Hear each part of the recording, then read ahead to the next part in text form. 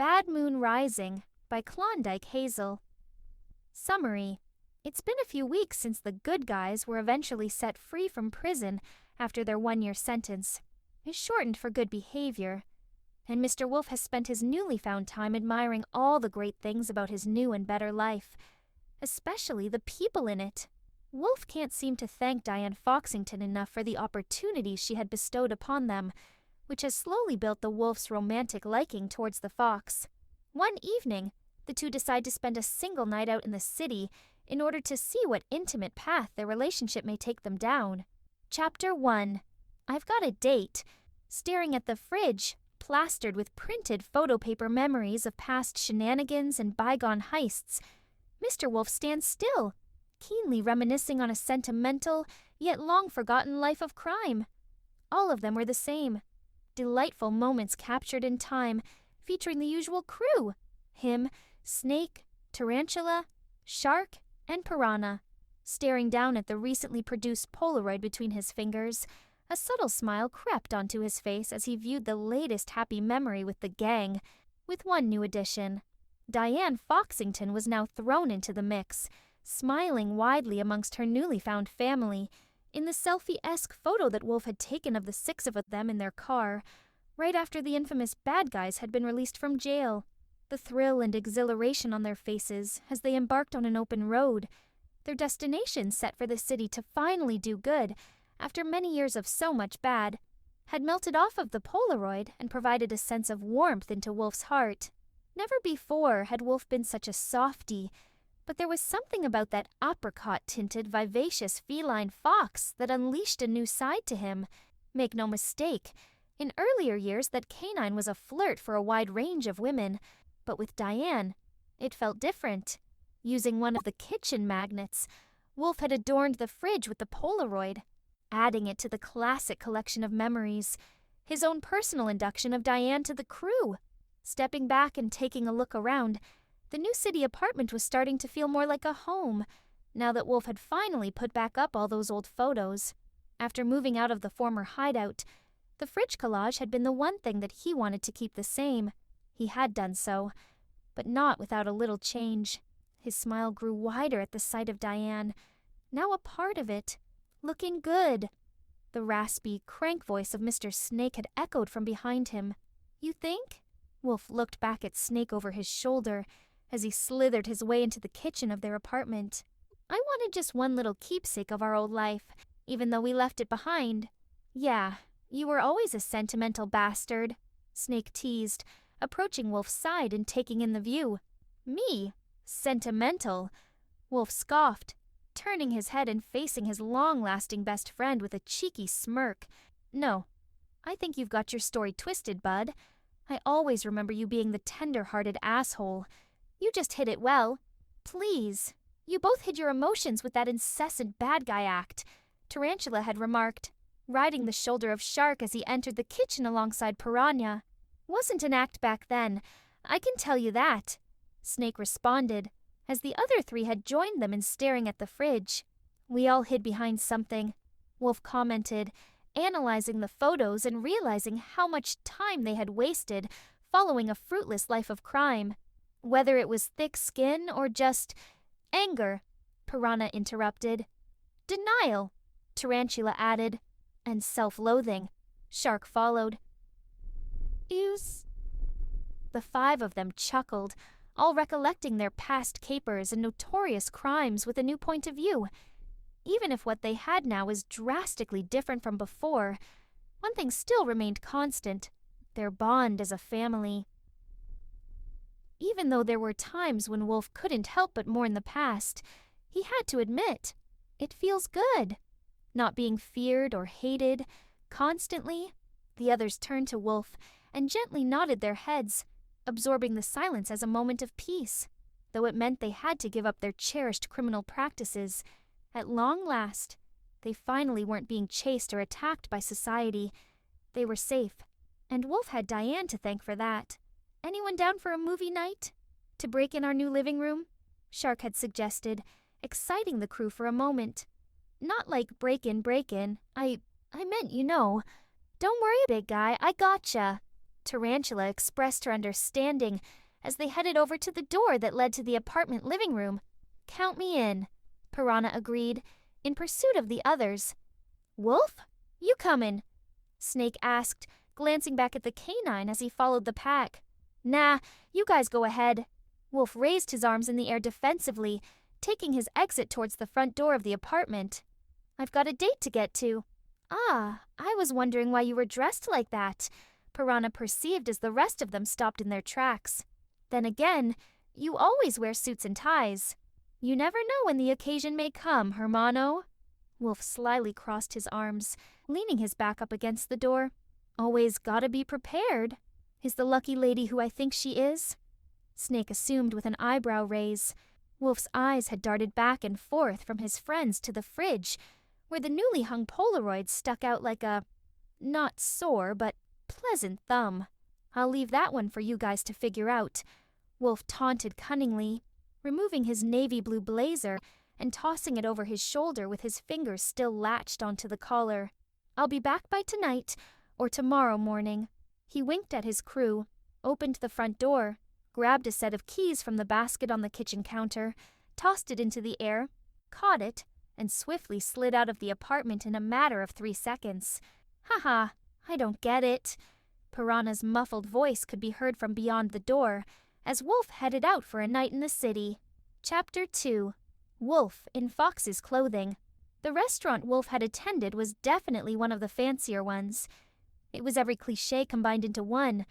The candlelit atmosphere, the pure white tablecloth cloaking a round circular dining surface, the crystal clear wine glasses, the strictly assorted silver utensils wrapped in delicate napkins, the pristine menus written accordingly with only the fanciest of type fonts. It was all there. Wolf picked the place out himself. He had put much more effort into this date than he'd like to admit. Scoping out the location had to be precise, and, luckily, the restaurant was only a few minutes away from the Crimson Paw's hideout, so he knew she wouldn't be late. He wanted this date to go as well as possible.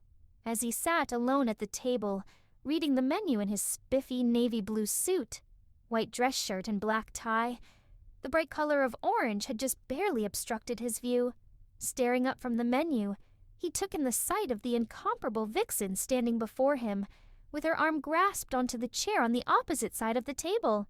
"Mr. Wolf," Diane greeted with a sultry tone to her voice. Wolf immediately felt his heart skip a beat. She was absolutely luminous in that velvety black strapless dress that she wore so effortlessly, showing off her many curves and thin, defined waistline. The bright burn of the candles at the center of the table had shone off of her jewelry, glimmering in the crystals of her necklace and the silver of her bold eyebrow piercing. Her makeup was flawless, as per usual, with her sharply winged eyeliner and thick, illuminating mascara. As the female fox sat down in the seat across from him, Wolf had realized he was at a complete loss for words. "Did Diane," he stuttered with a pleasured laugh, unable to fathom the image of her. She was overwhelmingly gorgeous, especially in the intimate candlelit setting. All of Wolf's senses and hormones were going off the charts wild. You look absolutely stunning?" She finished his sentence for him, as Wolf's hesitation had gone on for far too long. Her innocent smile was enough motivation to keep him going. Yes, that. You look stunning. You're not too bad yourself this fine evening," she flirted, her ring-adorned fingers tracing the outer leather frame of the menu. Wolf just chuckled and shook his head, biting his lip as a way to sequester the true feeling of bliss and arousal he got just by sitting across the table from her. It took a lot of concentration in order to train his tail not to wag furiously. Here I was, thinking I was the smooth talker. Wolf scoffed, sitting up straight. Diane eyed him seductively, the utter intimacy that melted off of her gaze taking him by storm. Maybe looks is all you have going for you. Oh, so you're admitting that I'm handsome. Pretty sure that's a given. So, you are attracted to me. Haven't we already gone through all this once before, when you first asked me out? Diane remembered it like it was yesterday, leaning in closer and resting her arms on the table. "I said yes to your date, didn't I?" Wolf just stared at his hands, his fingers interlocked, resting soundly on the table on top of the menu. "I'm glad you came," he admitted, looking his date in the eyes. Diane's flirtatious aura had slightly altered to a more truthful and affectionate stance. One of her paws had slowly reached out for one of Wolf's, her fingers intertwining with his, breaking apart the nervous grasp he had on his own hands. "I'm glad you asked." Wolf had never felt so lovesick before in his life. Diane had that effect on him. She always did, ever since the moment he met her at the museum, ever since the gala and the dance, ever since the day the bad guys went good for the sake of their own well-being. Even though Wolf occasionally felt the temptation to return to his old, mischievous ways, Diane made him want to be different, to be better, and he loved that feeling, which is why he asked her out in the first place. Chapter 3. Long Hours. Late Nights. The day of Wolf's initial date proposal had gone just like any other. In fact, he hadn't even planned it. It had been on his mind for a while, but when the moment suddenly came, he took it. The bad guys, now good, were about 2 weeks into their new and better lifestyle, hired to work as assistants for none other than State Governor Diane Foxington. Though the others were a little slow to the new process, Wolf had picked it up right away willingly. As Diane worked her hours at the office, Wolf would be by her side, 24/7, making sure everything was in order. Diane enjoyed the company, at least. Amid late-night work, Diane was sitting in her office, typing away at the keyboard of her government computer. She was almost completely done with her daily heavy workload and was powering through the last bit of scruff in order to finish for the day and head home. She adjusted her glasses back into place after they had been slowly sliding down the tip of her snout for the past few minutes, due to the building sweat. Her concentration was sharp, but the draining fatigue was beginning to get to her. At any moment she could pass out. In an effort to lessen her overwhelming body heat, Diane agitatedly removed the gray business suit from her torso, the one that she usually wore during her day job, leaving on only her white-collared shirt and black tie. Though she fanned her face over and over, she just could not seem to stop her glasses from sliding back down her muzzle. Aggravated, she took them off and leaned in closer to the bright screen of her computer to see it clearly. That was when she heard 2 discreet knocks on the door to her office. When looking up from the screen and focusing her hazy vision on the door in front of her, it had opened, and Wolf's head had poked in cautiously. "Hey," Diane greeted with a tired voice, the stress of her workload lightening just a bit once she had seen his familiar face. Hey," Wolf smiled. "You almost done here?" Releasing a deep sigh, Diane rubbed her eyes and nose vigorously with her fingers. She blinked a few times and gave him a weak smile, resting her chin on her interlinked paws. "Almost?" Wolf stepped inside the office, fully standing politely by the door with his hands held together behind his back. "You need anything? The rest of us are heading home for the night." Yeah. Can you actually get me a few documents from the drawer over there?" Diane requested, pointing at the metal filing cabinet in the corner of the room before returning to typing. "Thanks." "Yeah, of course." He accepted the mission, approaching the filing cabinet. Wolf was always prepared to do whatever Diane wanted, his way of trying to win her over. "What do you need?"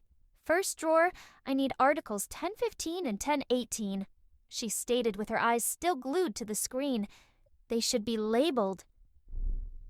Wolf opened the first drawer and riffled his fingers through the documents, searching for the specific articles Diane wanted. As the seconds went by, Wolf grew a bit nervous as he couldn't immediately find what she was looking for. He always desired to be the best for her, the most efficient and loyal. So, when he couldn't locate the files at all, he grew the tiniest bit embarrassed. "Oh, Diane? They're not here." Wolf worked up the nerve to tell her. Diane's eyes glanced back up at him as her typing came to a halt. "They're not there, or you can't find them. You think I'd know the answer?" He chuckled awkwardly, as Diane sat up from her seat for the first time in what felt like years to her, joining his side. She made her own examination as Wolf stood aside, reaching into the drawer and flipping through the many dividers. Wolf couldn't help but stare at her arm in the process, his attention zeroing in on the visible scar on her right bicep, a long-lasting battle wound left from the fight she had instigated in efforts to bust the bad guys out of prison.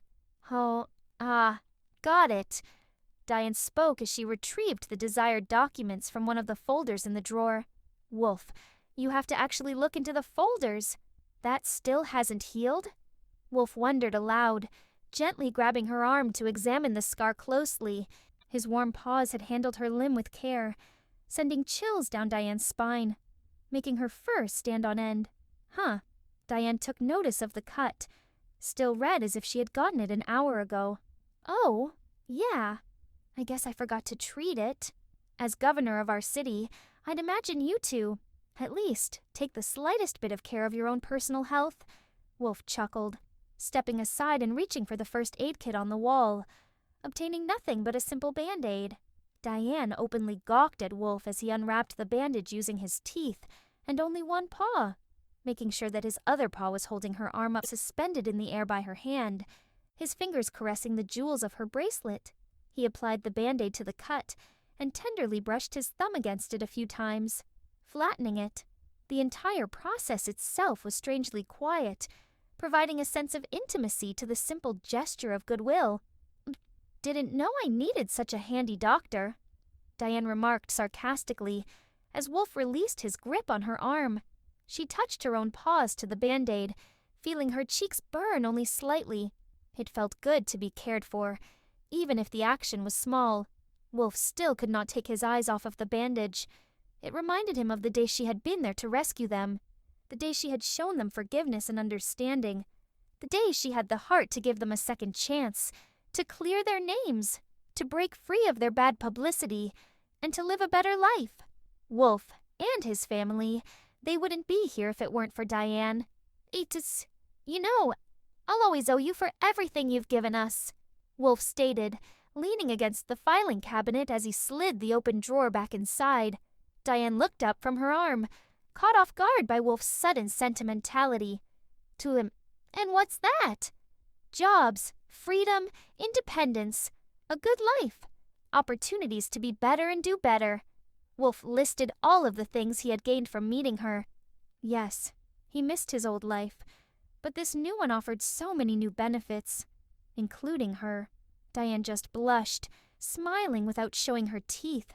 She joined him in leaning against the filing cabinet with her arms crossed, mirroring the tall Wolf. She had to look up at him in order to maintain eye contact, which Wolf had found somewhat cute. With her business suit and glasses removed, she had appeared slightly different to him, not as a strictly built and stringent politician, but as a friend he has come to know deeply. It's nothing, Wolf. All people deserve those things, Diane responded to his statement. I just simply passed along the opportunity. Wolf snickered and played with his claws, scraping them against one another. You're a good person, Diane. You know that. The vixen's eyes had fell to the side, blankly staring at the metal handles of the filing cabinet drawers. Don't speak so soon. I'm not all good. You're good enough for me. Wolf had taken Diane's paw in his, catching her by surprise. His thumb had softly fondled the center of her palm with precise care, providing a warmth to her heart that seemed to swell throughout her entire body. Diane hadn't felt this way for anyone before, and she definitely wasn't complaining about it. If the people found out about me, even if only for a second, Diane, with her own fingers gripping Wolf's paw, began to open up in this newly generated safe space that the two had created with their own intimacy. They would throw me out the moment they'd get the chance. The two had been staring at their intertwined paws for some time now. Oh, I've always been so ashamed. Diane's eyebrows furrowed as she shifted her sights from their hands to the floor. I've always been scared that one day people would find out about who I was, and I'd lose everything I worked so hard to earn. I've dreaded it. I've had nightmares about it. Diane. Wolf reached for her chin, tilting her head up only slightly to face him, their eyes meeting. He could see the everlasting pain in her glistening emerald green irises. All those years spent lying and having to carry the weight and guilt of her own secrets had taken a toll on her. "You don't have to worry, all right? As long as I'm here, you'll be safe." "How do you know that?" Wolf leaned in further, their muzzles growing closer and closer in proximity with every passing second. "Because I know you, Diane. Even if the world did turn its back on you, I'd still stay by your side. You did the same for us. I'll do the same for you." Rubbing her eyes and suppressing the urge to yawn, Diane's eyes teared up just a little. She attempted a smile, but the result had turned out to be a sleepy, half-conscious grin, with barely open eyelids and a lack of strong enthusiasm. "You're a good guy too, Wolf," she told him with a whisper, trying to keep herself awake. "Is that so?" Wolf whispered back teasingly with a smirk, causing Diane to blush even harder. He took advantage of the moment to get a sleepy confession out of her. "Am I a handsome guy as well?" Diane rolled her eyes, flustered by his dizzying spells. With a feeble arm, she attempted to smack him in the shoulder. "Quit it, mister. Take the compliment. Come on, you really don't think I'm at least a little bit attractive?" Wolf looked down at his outfit, which was, as usual, a classic suit and tie. He brushed down the fabric material and straightened the attire. Diane leaned her heavy head up against the filing cabinet, her lethargic stance growing wearier. "You know what? Fine. I'll admit it. You're pretty okay for a wolf your age," she joked, not shying away from her feelings for Wolf, making him scoff. My age? Pretty okay." Wolf raised his eyebrows in amusement. "Then I guess you wouldn't mind if I had casually asked you out on a date, huh?" Diane had gone quiet, the statement taking its sweet time to process in her head. It was a mix of excitement and nerves that had caused the hesitation, but overpowering all of it was just basic, simple tiredness. Before either of them could expect it, Diane had suddenly collapsed out of exhaustion, landing into Wolf's arms. Her head had fell into his chest and her legs had slumped down, causing Wolf to react with instinct and quick reflexes. "Whoa!" Wolf gasped, trying to keep the seemingly unconscious vixen on her feet. "You really need to get some rest, Governor. I need to finish." She tried to speak in between yawns. Wolf held Diane by the shoulders, trying to get her attention. "You can do it in the morning. For now, let's get you home, all right?" Diane, though reluctant to leave the office without completing her day's worth of governmental duties, nodded and accepted Wolf's offer. With his arm around her shoulders, he had grabbed Diane's things, shut down all the tech in the office, and headed for the door. As he kicked it open with his foot, ready to venture back out into the city and drive the clumsy fox back to her home sweet home, Diane had raised her head once more, before completely passing out in his embrace. "Wolf," she mumbled, resting her head on his shoulder. "I think I'll take you up on that date." Chapter 4. Good Boys and Girls.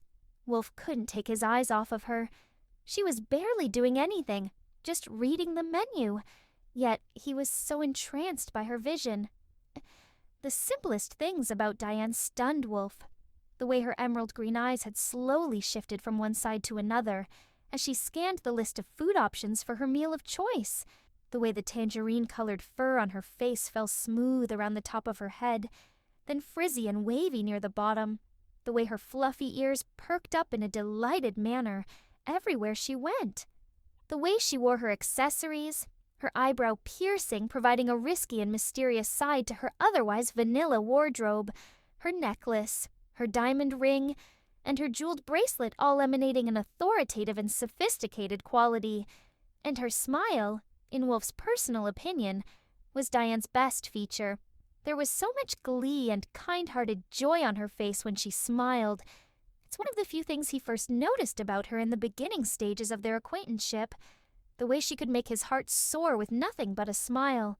"Are you hypnotized or something?" Diane's voice had shaken Wolf out of his trance. Returning to his senses, he could see that Diane was eyeing him directly, catching onto his stare. No, Wolf stammered, casually picking up the menu and sticking his snout into it. "You know what you're going to order?" Diane asked with a giggle, returning to her menu examination, giving Wolf the chance to peep back at her mesmerizing appearance. I might get a penny vodka or something. Maybe I'll get a steak. Wolf thought of the first thing off the top of his head. A wolf's gotta eat. With a smirk, Diane had raised her paw to call over a waiter, yet her eyes never left Wolf's face. Her teeth had shown as she blithely bit down on her bottom lip, her sharp fangs pointing out, another distinct feature of hers that Wolf admired. "I'll get us a bottle of Chardonnay, too," she whispered, as if it were a secret, sliding him a wink. Amen to that. As the night went on, the couple dined by their candlelit potted tulip centerpiece, surrounded by the echoed noises of scraping utensils, clinking wine glasses, overlaid distant chatter, and very faint jazz playing over the speakers. Diane sipped her white wine out of the complimentary Chardonnay glass, still eyeing an occupied Wolf expectantly as he feasted in his own world. "You know," Diane broke the silence, swallowing her drink and politely setting down the glass, "we're a lot less talkative than I thought we'd be." Wolf, still chewing, openly gawked at her, not knowing how to respond. "Is that true?" "Yeah." Diane played with her fork in the bowl of pasta. "You and we're normally very flirtatious." Wolf raised his eyebrows, the tips of his mouth curling upwards. "I would have thought there'd be more of that, what do you call it, banter?" Wolf took a brief pause before saying his next words. "Sexy banter? I guess you could add that word." Loving the way he baited her, Diane sat back in her chair, her amorous gaze scanning Wolf's complexion from across the table. She rested her paws on her lap, playing with her fingers and crossing her legs. He loved it when she gave him that look, when her eyelids were slightly lowered and her brows shifted judgmentally. "You're so quiet now. Where'd that sly, handsome man go?" An audible gulp could be heard from Wolf's throat. I guess that handsome man in question is so nervous to impress his date that he second-guesses every little thing that comes out of his mouth." "Oh?" Diane tilted her head, sitting up straight. "This is a revelation. You don't normally strike me as the nervous type." Wolf couldn't stop staring at her pearly white teeth, just barely peeking out from between her lips. "I'm not, usually. But I guess the woman sitting in front of me brings out that side of me." "Stunning woman," Diane corrected. "Yes, the stunning woman sitting in front of me." Diane chuckled, taking great pleasure in their conversation. She bit her bottom lip, closely studying the features of his appearance, his dark gray fur, his captivating yellow eyes, his haunting yet arousing smile, his masculine form, his lavish attire, etc. Everything about Wolf excited Diane in the same way that she excited him. Their intimacy was unmatched, the pure, raw tension between them growing heavier with every second that went by. The energy produced between the two without even making physical contact was enough to make the lit candle on the table burst into a raging firework. Oh, Diane decidedly went out on a limb, touching her high-heel shoe against Wolf's leg from underneath the table. The sensation had sent chills down Wolf's spine, making him quiver for barely a second. "Tell me, Mr. Wolf," Diane cooed, brushing her heel further up his leg, provoking a withering urge in Wolf that needed to be satisfied. "Are there any other hidden sides to you that I should know about?" Wolf, almost choking on the smallest crumb of steak in his mouth, cleared his throat and shifted his chair in further, his lower half completely submerged beneath the draped tablecloth, where no one else in the restaurant could see what was occurring. "There are times where I feel like I know you, Diane, but other times you're a complete stranger. Is that a good thing or a bad thing?" "I can't be the one to judge," Wolf chortled, keeping his voice low. "We both have our secrets, hidden identities. Yours was never hidden, though." Diane leaned in further, following Wolf with the dragging in of her chair. "I guess." Wolf nodded, staring at his plate. "But even though I'm a so-called good guy now, that bad side of me still lingers. The temptation is still there. So, you could say there are certain things that I have to hide." "Have I taught you nothing?" Diane joshed, setting her arms down on the table and closing in. The two began to play footsies with each other, curling their ankles around one another's shoes. You really never change, do you? Look, don't get me wrong. Wolf used his legs to trap and hold Diane's heels in place, catching her off guard. I am immensely grateful for everything you've given me and the guys, Diane, but sometimes you miss your old life. Diane completed his sentence. Wolf's smile faded with the realization. I get it. I do, too. Really? Their feet returned to their own corners of the boxing ring. Diane rolled her eyes as if it were an obvious statement. It was the only thing I knew for a very long time. Ever since I was a little girl, I've always been that tricky little fox, getting into mischief and sneaky shenanigans. Diane smiled and giggled, reflecting on older, more innocent, carefree times. Of course, I miss it. I love my job. I love what I do now, for the people of the city. But sometimes I can't seem to let go of the past. Wolf released a sigh, rubbing his thumb against his pointer finger. He hadn't expected him and Diane to be so similar. Not before, and especially not now. That was when a new idea had corrupted his mind, one that he believed would satisfy the two of them equally. Don't you wish? Wolf started slow, cautious to express his thoughts before Diane. For one day, or even one night only, you could have that old life back. Diane raised an eyebrow. What are you implying? I don't know, Governor. What am I implying? Wolf sat back in his chair, folding his arms and kicking his shoes up on the table. Diane, with a shocked expression, frantically looked around to see if anyone was staring at their juvenile behavior. That was when a waiter on the standby had approached Mr. Wolf from behind, clearing their throat to announce their strict presence. Diane had face-palmed as Wolf immediately dropped his feet back down to the floor, in a hurry to please the disturbed staff member. Sorry. He winced with an awkward laugh. Diane just gave them an apologetic wave as they left the table, sighing and shaking their head. Once the two were alone, she began to snicker quietly, holding her nose to suppress it. Wolf, embarrassed, just grabbed a napkin, wiped his paws, and tossed it back onto the table. We've barely touched our food. Diane changed the subject, looking down at her half-eaten bowl of penne vodka. Are you still hungry? Wolf mumbled, a little upset by the humiliating confrontation and supposedly failed attempt to make the night more interesting. Yeah, she sighed, only to look back up at her handsome date with an amatory stare, resting her chin on her interlocked paws. But not in the way you'd think. Chapter 5. Villainous Lovers. After paying the check, Wolf and Diane left the restaurant, stepping out onto the busy streets of their well-acquainted city.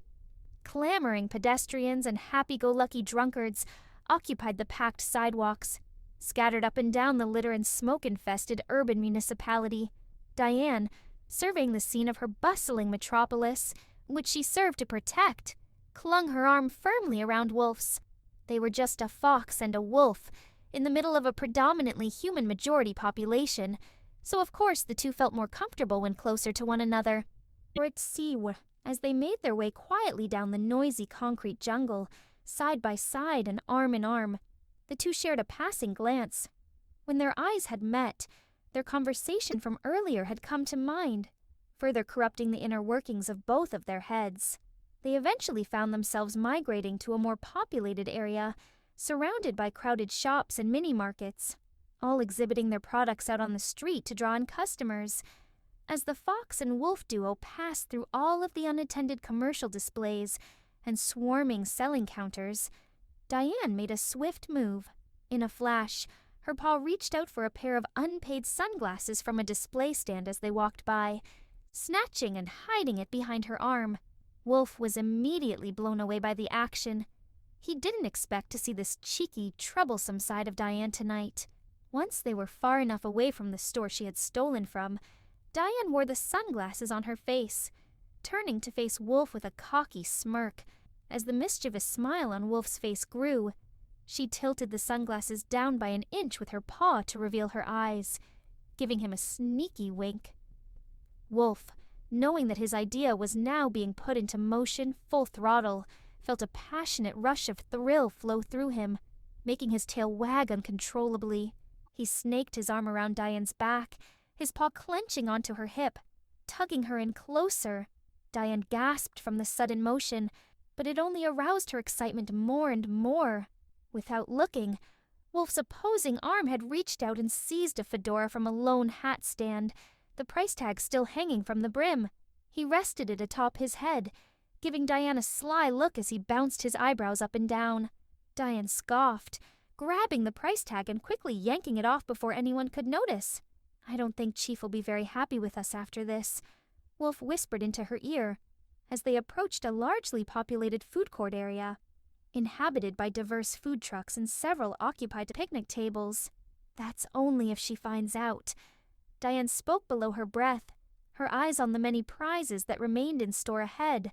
The two split up upon entering the dining pavilion, off to their own independent shenanigans. Wolf, with his heist techniques still fresh in his mind, scraped through the crowd, nabbing jewelry and nicking a few personal belongings. Diane, one devilish foot in front of another, stole items left unattended at temporarily abandoned tables. With her steps aimed full speed ahead, she could discreetly pull an expensive, bright red coat clean off of a chair by the collar as she passed by, putting it on afterward. Wolf, tapping the opposite shoulder of a distracted bystander, was able to swiftly undo their necklace and hide it away in his suit, walking away unnoticed. Wolf keenly scanned the crowd, his sights landing on the vibrant ginger fox in the distance. They made eye contact, nodded, and continued to move their way out of the food court in the same direction, meeting up outside of it. "So, nice coat," Wolf admired, touching the velvety fabric of the newly acquired jacket as they journeyed further into town. He retrieved the pearl necklace from his blazer and strung it around her neck, tactfully to avoid any watching eyes, connecting the chain and letting it hang above her chest. "Looks good on you." Diane reached into her tiny handheld purse and took out a stolen pair of glasses, stepping in front of Wolf and sliding them onto his face. The two stopped in their tracks, staring at one another with wide, careless smiles. Wolf felt a little nervous to be returning to his old ways so soon, but with Diane by his side, he felt completely and utterly bathed in nefarious, immoral pleasure. They both knew what they were doing was bad, but man, it felt so good. "You know," Wolf muttered, his paws creeping around Diane's waist and pulling her in closer, "in some other life, we'd make a great criminal pair. Just like Bonnie and Clyde." Diane bit her lip, her eyes scrutinizing the aspects of Wolf's face, especially his lips. "It sucks that we can only play out this fantasy for one night. Just think about it, though." Wolf held his paw out to the sky as Diane watched, touching the side of his head to hers. Mr. Wolf and the Crimson Paw, villainous lovers. "I can picture it," Diane responded, reaching into her reticule handbag and possessing her eyeliner pen. But when exactly were we lovers?" She uncapped the pen and grabbed Wolf by the muzzle, catching him off guard. She began to sketch a fake mustache onto his snout, just below his nose. "I always thought we were just good friends." "Oh, come on, Diane." Wolf sighed, breathless from the rush of adrenaline. Diane put the eyeliner back into her purse and adjusted Wolf's glasses to fit her liking. "You got to admit, there's always been something there, even before I asked you out." Maybe," Diane teased, her fingertips tugging on the brim of his fedora, tilting the hat at an angle to make the illusion more convincing. She then buttoned up her red coat and fiddled with both her necklace and sunglasses, making sure she was also well enough disguised. The two could easily be spotted if paid close attention to, but if they were just a passing blur, they'd go unnoticed. "What are you doing?"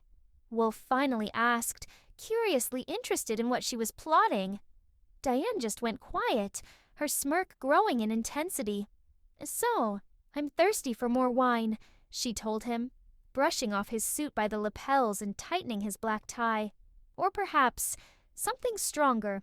She grabbed him by the muzzle once again and turned his head to the left, showing him the mostly uninhabited store they had stopped on the sidewalk outside of, a measly, poverty-stricken corner store that was seemingly too broke to afford a proper security system, selling an array of alcoholic drinks in the back. Wolf felt another surge of enticement. that evil temptation attacking him like a disciplinarian. Diane did nothing but feed those urges, and something inside of Wolf was telling him that she had those very same urges for a very long time. All thanks to this date, they were able to release those urges together. Only the two of them could bring that side out of one another. It was, possibly, a match made in hell. "You distract," Diane instructed, the duo making intimate and malevolent eye contact once more before pursuing their tiny heist. "I'll steal." Chapter 6. Criminal Activity. With their steps disordered and clumsily confused, Diane and Wolf stumbled out of the city subway system, large bottles of unpaid champagne hanging from their paws. The two had their arms around one another's shoulders, keeping each other on their feet as they climbed up the steep staircase that led to the surface, emerging from the underground train station.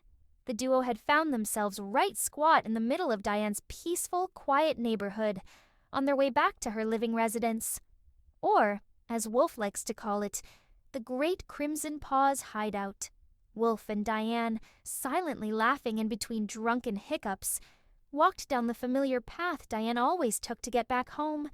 They tossed the empty champagne bottles into the nearest trash cans, or at least attempted to, hearing the glass shatter loudly as they made a landing impact. Diane smacked her paw over her mouth, trying not to burst out with hysterical laughter, as Wolf grabbed her paw, racing down the sidewalk and out of sight. They were already out at such a late time. It would be a shame to be caught just for being loud and obnoxious while the neighborhood slept. Wow, as they came upon Diane's modest, cozy bungalow, the laughter between the two had died down, allowing for the two to catch their breath. Once they had reached the front door of her place, they had gone quiet, knowing that their enjoyable night had, unfortunately, come to an end. Diane, after staring at the door for a few seconds, cautiously spun on her heels and faced her date.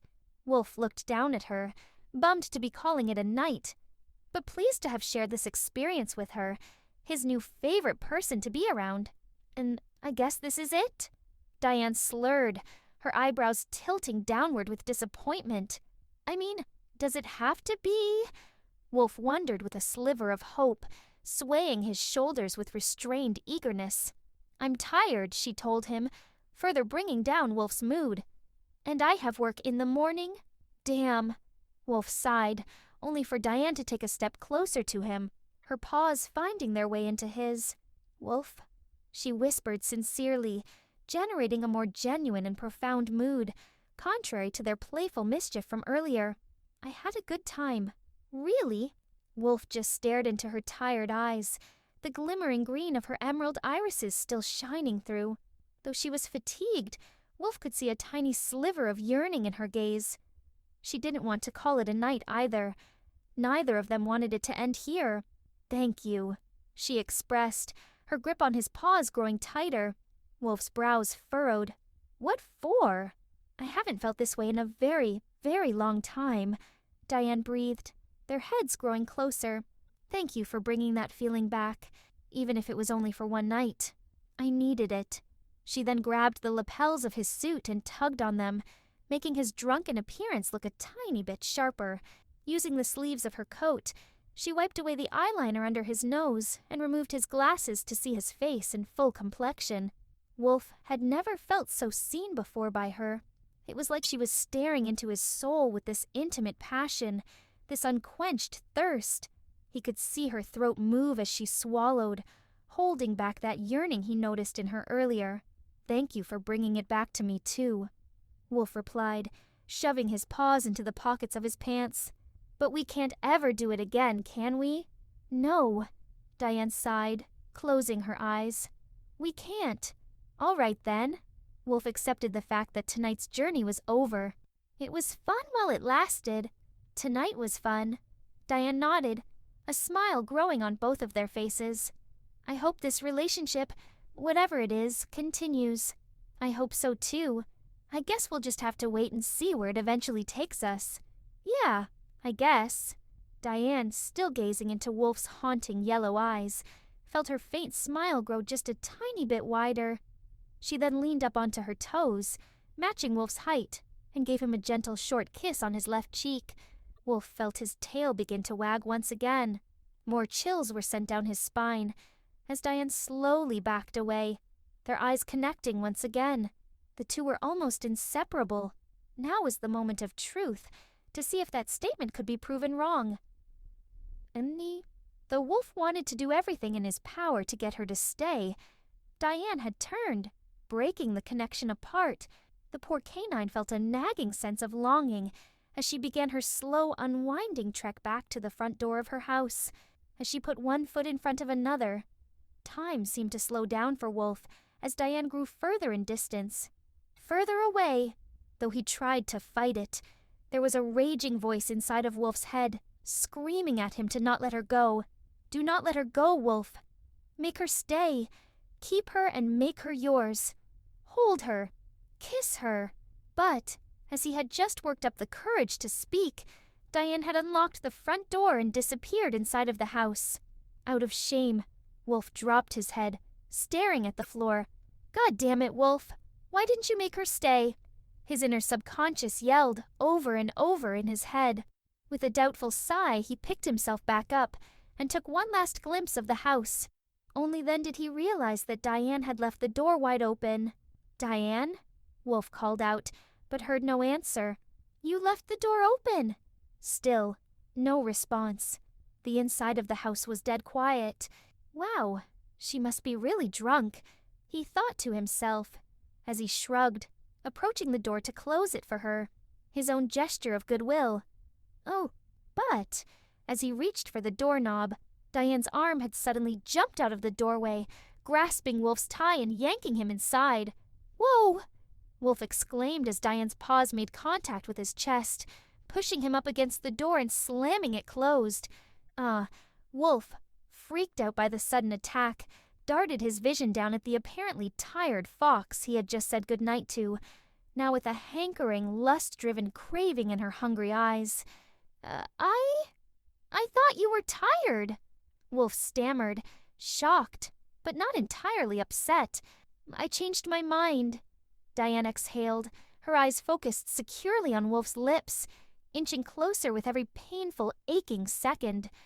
I don't want tonight to end just yet. We can be bad for a little bit longer, can't we? Wolf gulped, that urge inside of him rising to the occasion, his blood rushing with adrenaline and stimulation. Diane? Wolf, Diane practically begged, her breath shaking with a quivering need for physical affection. Wolf could also feel his breathing growing heavier as Diane pulled him in closer by the tie, their lips barely inches apart. I need this. I need you. Right now. Diane. Wolf almost whimpered with elation, his ravenous hunger for the vixen not quite yet satisfied.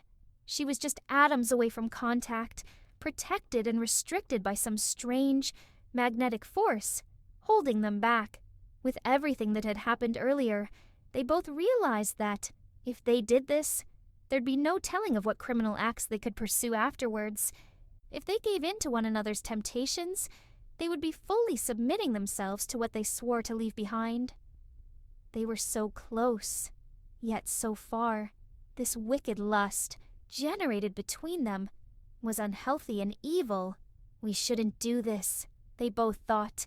We shouldn't have done any of this. Though Wolf knew the consequences, he didn't care. The barrier needed to be broken. It had to be broken. Their line of sight slowly shifted from one another's lips to famished eyes, zeroing in on each other's pupils, immediately dilating with anticipation once they had converged. They could see it inside one another. The one thing they both desired. The one thing they both needed. Pure physical lust. With one fatal movement, the two had broken the barrier, slamming each other's lips together with a voracious and dangerous force. It was as if, at that moment, all the fire sequestered within them, that had been slowly building over the past few hours, had ignited and erupted into flames, all at once.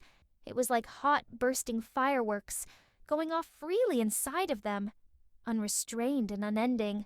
The two made out passionately and insatiably, his lips attacking hers, their tongues slithering down one another's throats, their sticky saliva mixing and meshing together. Wolf's greedy paws had clutched Diane's face by the sides of her head as she latched her arms around his torso completely, allowing him to take full control of her. Wolf's tail was now wagging as fast and rapidly as a high-speed wind turbine. Diane moaned helplessly as Wolf vigorously ripped the coat off of her back, throwing it onto the floor. He locked his arms around her waist and swept the fox up off of her feet, making Diane yelp with exhilaration.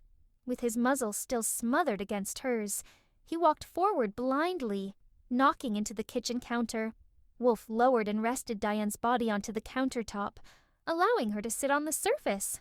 With his now free-to-use hands, he utilized the opportunity to remove his blazer, while still kissing his date like there was no tomorrow. Diane ran her paws up and down his neck, separating the kiss only to bite down on Wolf's bottom lip, as if it were a tug of war. Wolf chuckled desperately, the pain of the bite enacting some pleasure in him. She opened her eyes, the two of them staring one another down intimidatingly, as Diane continued to pull on his lip with her teeth. Wolf, in an effort to win the battle, grabbed onto her stolen pearl necklace and yanked at it. The force was so hard that the wire broke, and the pearls fell all over the floor, the sound reminiscent of a handful of marbles being tossed onto a glass window pane. Diane nearly screamed out of amusement, releasing her teeth and allowing Wolf to smash his mouth right back onto hers. Wolf threw his jacket onto the floor as Diane swiftly undid his tie, tossing it to the side. Wolf scooped her back up into his arms again, her legs interlocking around his waist, for him to carry her to their next destination. "Where's your bedroom?" Wolf mumbled in between kisses. "Down the hall." Diane gasped for air repeatedly. "Third door on the right." Following her directions, he carried her down the hall, mid-make-out, and kicked the door to her bedroom open with his foot, slamming it shut behind them with his ferociously wagging tail. Making a beeline straight for Diane's neatly made, queen-sized bed, the two of them collapsed straight onto the mattress, which had cushioned their fall, but not their might. As if the topple-over had barely affected them, they continued with their uncoordinated desire to do whatever it is they were planning to do. Wolf, quickly yet carefully, removed Diane's black heels and dropped them onto the carpeted floor, out of sight. As he crawled his way onto the bed, hovering over her like a beaming UFO spotting its next victim, he kicked off his shoes and socks and immediately grabbed the buttons of his dress shirt, undoing them. Diane provided her own assistance, ripping open the shirt and exposing his chest frantically, as if they would die in a matter of seconds if they hadn't gotten this done. Once it was fully unbuttoned, Wolf stripped himself of the shirt and carelessly threw it somewhere in the room, reaching for Diane's gown next. Diane sat up in the bed, taking a moment to admire Wolf's sturdy, well-built torso, before her own paws zealously made their way towards the fly of his dress pants. Wolf tackled the zipper on the back of Diane's dress, dragging the slider all the way down her spine, revealing more and more of her vibrant ginger fur through the V-shaped opening between the teeth of the zipper. Simultaneously, Diane disrobed his pants as Wolf peeled her strapless dress away, the two left naturally exposed in front of one another, wearing only their undergarments.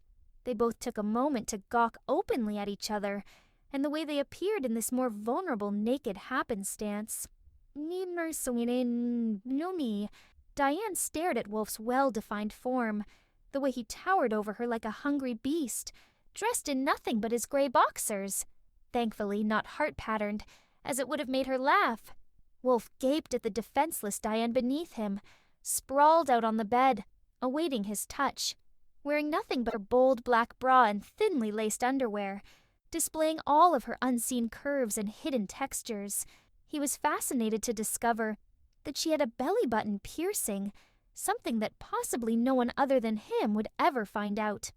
So, they were both viewing a version of one another that the public eye will never get to see. They both were now meeting each other as different, lust-driven people that hardly anyone would get to encounter. It was only them, in that room, together. It was private, intimate, and hopelessly romantic. Wolf, like the canine he was, got down on all fours and crawled over his treasured lover, getting a closer look at her beautiful physiognomy, remembering why he fell in love with her in the first place. Diane brushed her paws up against the sides of his face, caressing the fur on his cheeks, his chin, and his neck, completely infatuated with how the big, bad wolf could somehow transform into an adorable puppy dog for her. She scooted further down in the bed, her head hitting the pillows as Wolf loomed over her, his arms and legs pressed into the mattress at her sides. Diane felt so small beneath him. Every part of her was surrounded by his body, but she also felt safe and protected. Wolf loved the feeling of being with her in this setting, getting to know one another on a deeper, more raw level, intimately and sexually.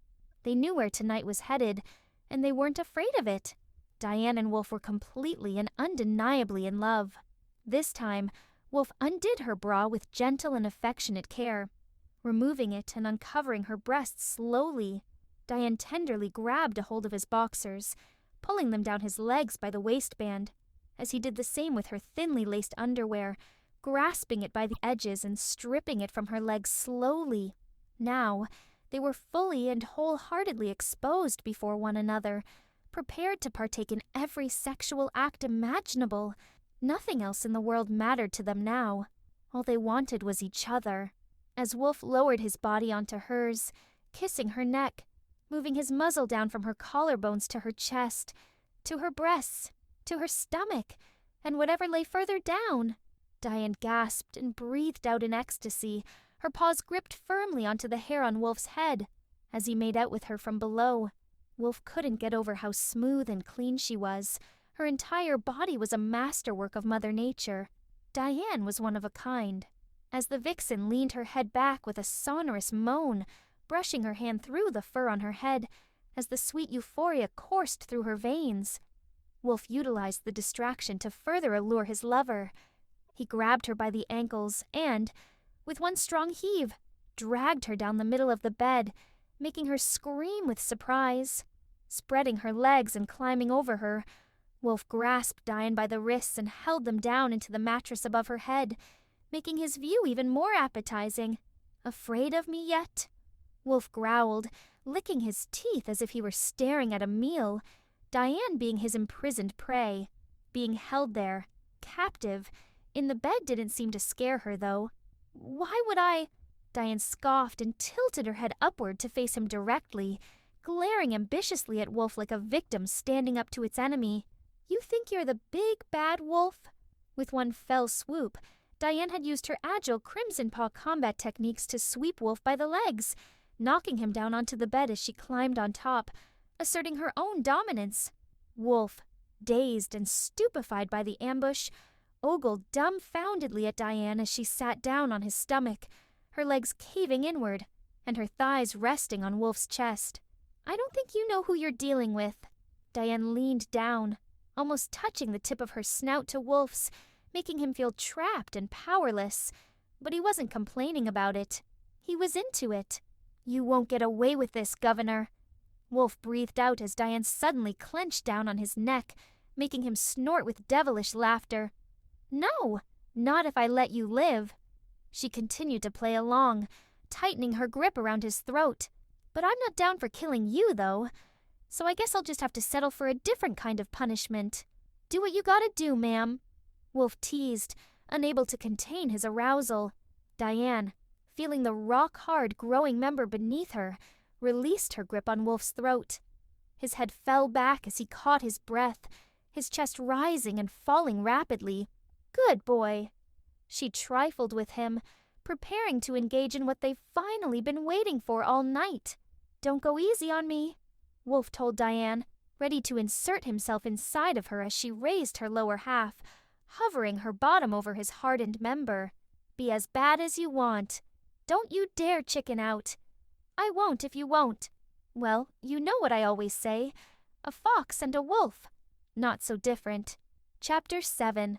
Partners. Not in crime.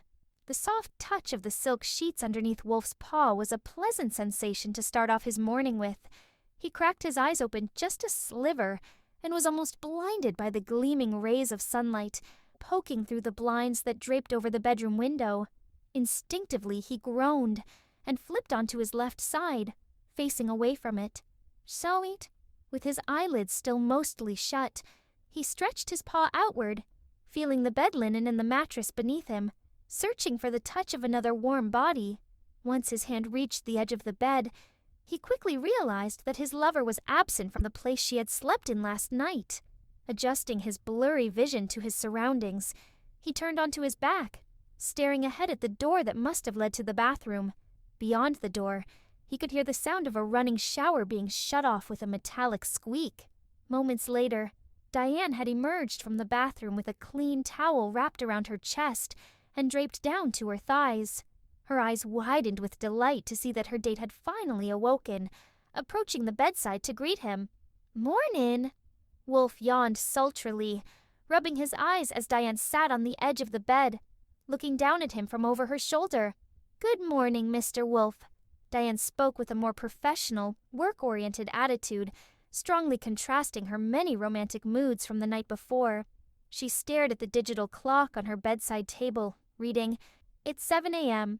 We've got about an hour before work starts, so I'd suggest you get yourself all cleaned up and ready to go." Diane sat up, ready to change into her casual work attire, only to be stopped by Wolf as he grabbed her longingly by the paw. Hey, wait!" Diane paused and sat back down on the bed reluctantly. Wolf could tell she was in a hurry, so he didn't want to cause her any more stress, but he couldn't just let her go so easily after everything that had happened in the last 24 hours. He gave her a warm gaze, fondling her paw with his thumb to ease her nerves. "Let me kiss you."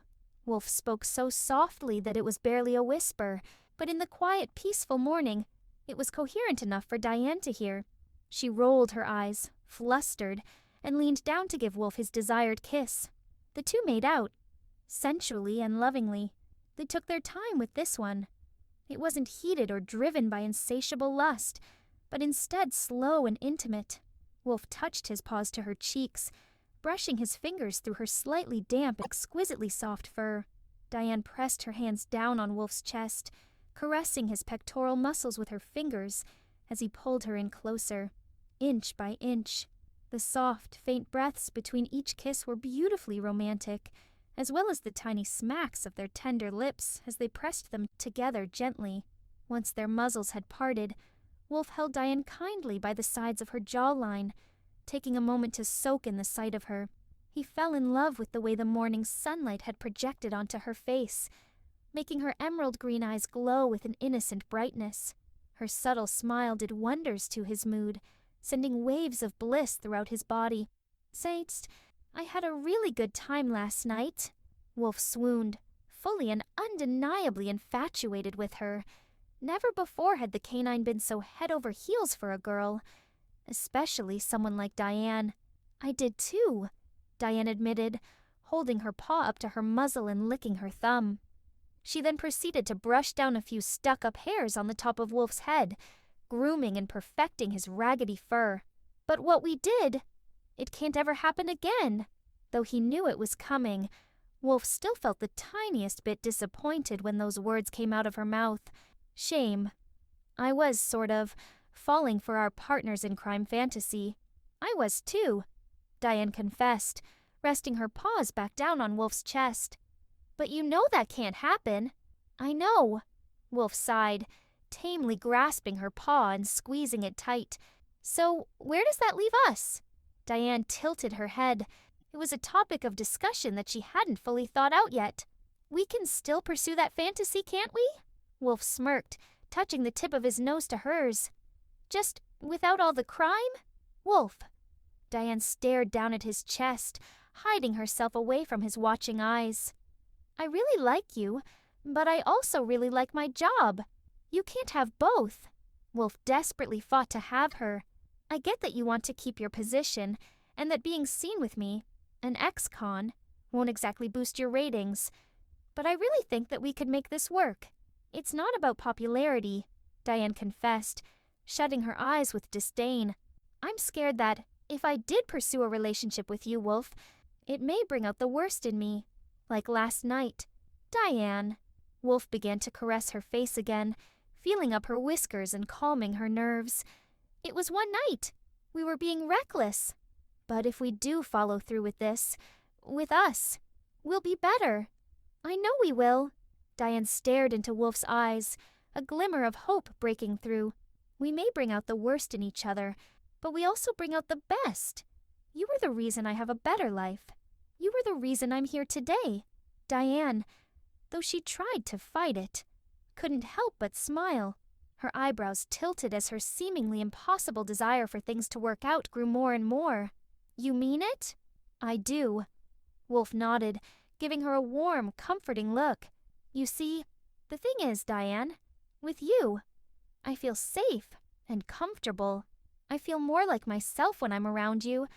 And yeah, I know I have the guys, but they've never seen me the way you do. When we first met, you saw a chance in me, an opportunity. You saw what no one else has ever seen in me before.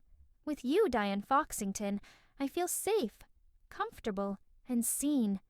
I want us to work. I want you, Diane, and I'll be as good as I possibly can to have you. In the past, Diane had always rolled her eyes at the trite phrase, butterflies in your stomach. But right now, she knew exactly what it meant and how it felt. So, she would have never expected that Mr. Wolf, that shifty, sly, low-life rascal that she'd first met at that stupid awards event over a year ago, would be the one for her. And he would have never expected that Diane Foxington, that uptight and ambitious political authoritative figure that he'd caught a glimpse of on the television over a year ago, would be the one for him. Diane, Wolf breathed out, pulling her in by the back of her head. I think I'm falling in love with you. Diane felt her cheeks burn with elation. But Wolf, it's okay, he interrupted, touching his finger to her lips. You don't have to say it back. I'll wait as long as I have to, until you feel the same. You don't have to wait. Diane grinned, leaning in and giving her canine lover an emphatic kiss. I'm falling in love with you, too. Wow, Governor! Wolf chuckled. I didn't think stealing your heart would be the easiest heist of my life. Stealing yours was easier. Diane smirked, causing Wolf's face to burn red. You know, I never expected you to be such a softie. With a giggle, she tapped the tip of the flustered Wolf's nose with her finger, sitting up from the mattress and approaching her closet. Now get out of bed. We've got some errands to do. Ugh, can't we call in sick for work? Wolf whined, sitting up with exhausted unwillingness. Work can wait, Diane spoke, searching her wardrobe for a business outfit to wear. First, we're heading over to the city lost and found, and returning everything that we stole. Seriously? Wolf furrowed his brows, watching his lovely girlfriend pick out her clothing. You want me, don't you? Diane smirked, picking his clothes up from the floor and tossing them at his head. Be a good boy for me and hurry up. We've got a long day ahead of us. Chapter 8. The Good Guys. Hurry up, guys! Wolf called out to the others, relaxed in the comfy seat of his couch after a long day of work. Movie startin'. As the opening credits of the movie he pulled up on some streaming service began to play, Snake slithered his way onto the opposite side of the couch, resting against one of the sofa arms with a push-pop in hand. Or tail. What did you pick? He asked, staring at the TV screen in front of the couch. Ocean's 11. A classic, Wolf stated with a shrug, leaning his arms against the frame of the sofa with the remote held loosely in his paw. He paused the movie, giving the others a chance to get seated in the apartment living room. Wait!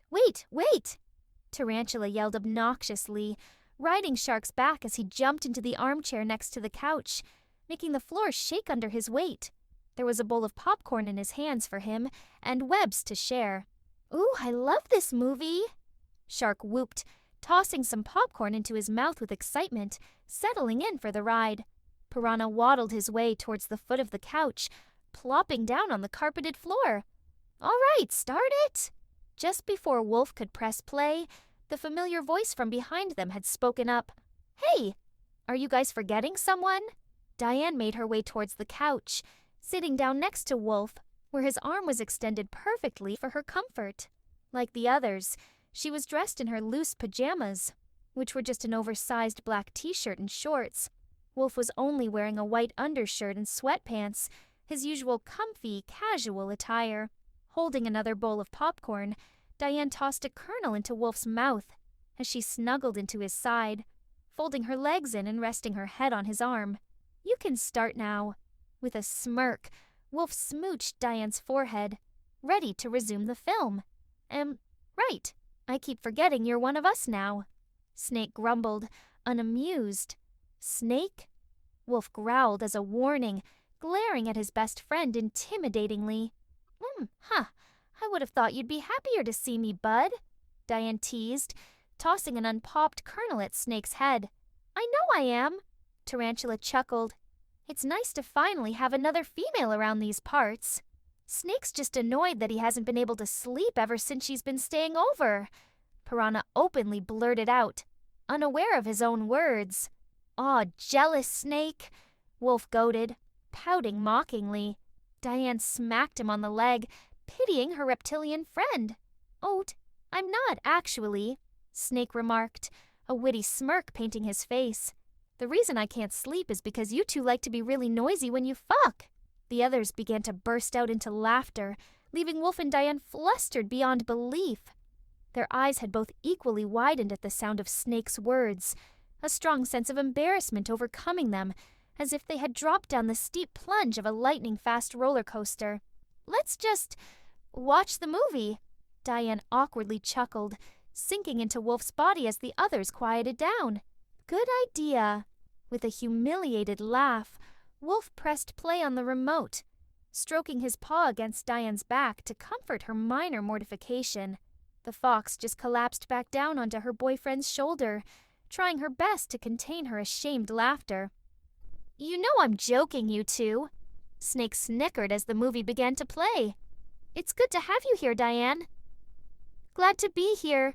She smiled contently, settling in along with the others in the room. As the movie went on, Wolf couldn't help but look around at the gathering of people surrounding him, the close, tightly knit group of friends he has grown to love and care for over the years.